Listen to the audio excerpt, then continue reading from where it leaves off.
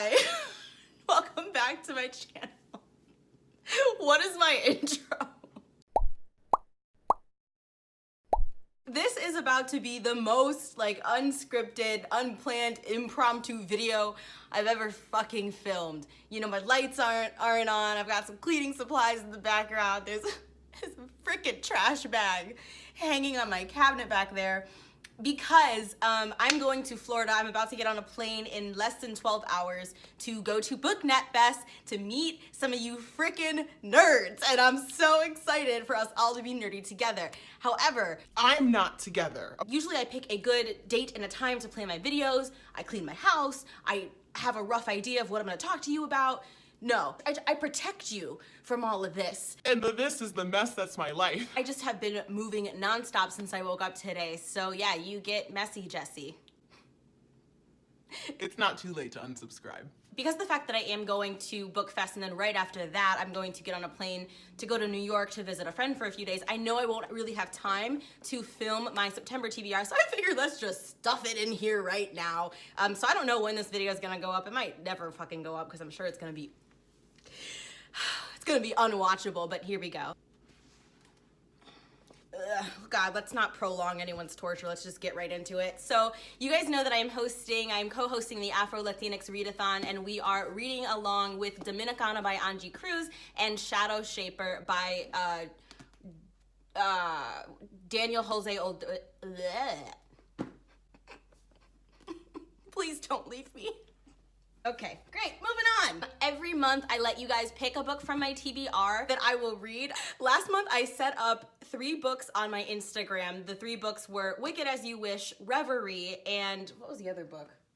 Whatever, it doesn't matter. Just go look at my Instagram if you want to know. And I put a bow tie on each book that matched. And I said that the one that got the most votes is the one that I would read. And you guys picked Wicked As You Wish because you really liked the bow tie combination that I had with the book.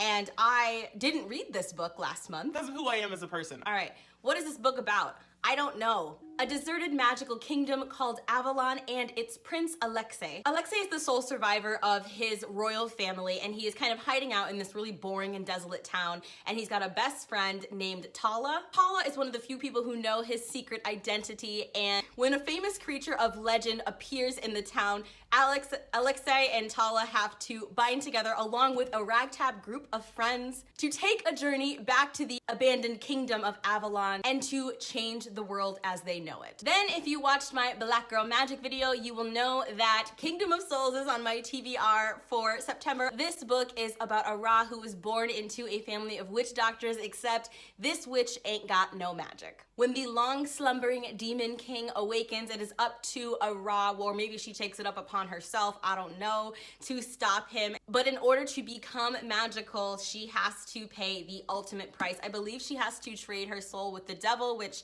that always works out in the end. Then we have Slay with Brittany Morris. You guys know I've been trying to get to this book ever since BookCon, and it comes out in September about a math nerd and science geek named Kiera, who by day is a boring brainiac, but by night she is competing in a secret multiplayer online role-playing game known as Slay. Slay is a mecca for Black gamers, but when a murder occurs over a dispute in something that happened in the world of Slay, Slay gets exposed and people are criminalizing it and saying that there's nothing but thugs who are playing Slay, etc. And it is up to Kiera to defend the virtual world that she loves. Also for my Black Girl Magic blog, I'm going to be reading the sequel to the 5th season. I read the 5th season during Blackathon. I loved it. It's still one of my favorite reads of 2019 thus far.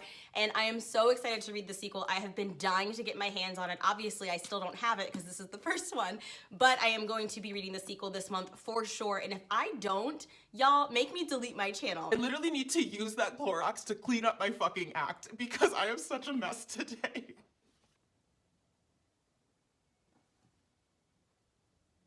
Oh my God, everybody thinks I'm insane. You guys hear the music, right? Do you hear the violin? One of my neighbors plays the violin and it's really beautiful. And she's playing right now. And every time I tell a friend, when they come over, I'm like, hey, maybe you'll hear my neighbor who plays the violin. And my friends are like, sure, Jessie. I have a lot of neighbors and I'm in a corner unit, so I hear things from all sides sometimes. So I have no idea where this person is in my building. But a lot of times I will be woken up to the sound of a violin playing, and it's really beautiful, and sometimes they'll play for hours, and it's just,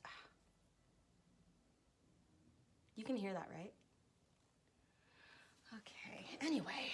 Then we have After the Flood, which comes out on September 19th. This was so kindly sent to me by the author, and I have heard amazing things about it, especially from Jordy. Am I alone in really loving books that take place on the sea? I'm an ugly, horrible swimmer. I can swim, it's just really horrendous to watch, but I absolutely love books that are set on the water, even though I'm terrified of the deep ocean. This tells the story of a mother and her 6-year-old daughter named Pearl who must cross pirate-infested, violent, open waters in order to search for their missing elder sister. Now they find solace and are taken on board of a ship called Sedna, but their trials and tribulations are not over from there. So even the synopsis on this book is very, very ambiguous and leaves a lot up to the imagination, so I'm just gonna go into it knowing as little as possible.